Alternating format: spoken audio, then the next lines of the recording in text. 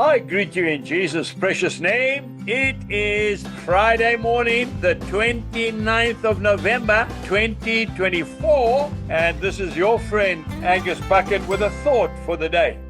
We start off in the book of Genesis, chapter 32, and I'm reading from verse 25.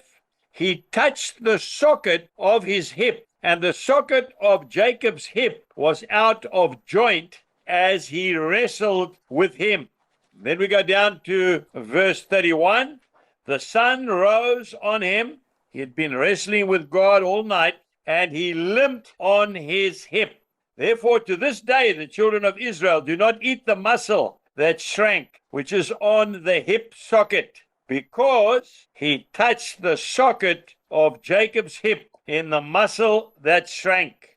A touch from God, a touch from the angel. Then we go to the second book of Corinthians, chapter 12, verse 9.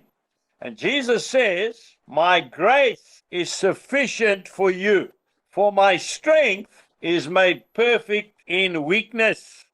Maybe today as I'm talking to you, you are saying, Lord, where are you? Lord, you promised to heal me, and I've not yet been healed. Folks, I want to say to you that I have prayed for many people. I have seen many signs, wonders, and miracles, many. But there are some people that God touches, and he leaves them in that situation for a reason. I want to tell you that Jacob was a changed man from the day he started to walk with a limp. Always follow a man who walks with a limp. Why, you ask?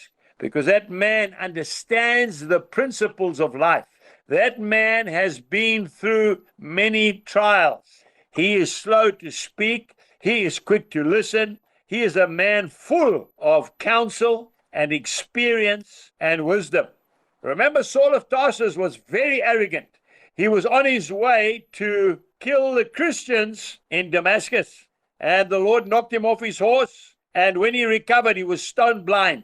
And he never, I don't believe, I might be wrong, he never fully regained his sight. You'll see in many of the letters, he says, look, I signed this letter with my own handwriting, big handwriting. He talks about eyes, but I want to tell you, spiritually, Paul became a giant in the faith. Do not be afraid when you get a touch from God, because sometimes it's there to strengthen us spiritually. Trust the Lord for your total healing, of course. But what is total healing? For me, total healing is to know him more. The same Paul said, oh, that I might know him and the power of his resurrection and the fellowship of his sufferings, being conformed to his death. Today, let us not be afraid of the angel that will touch us, because it will only bring us closer to God. Jesus bless you, and goodbye.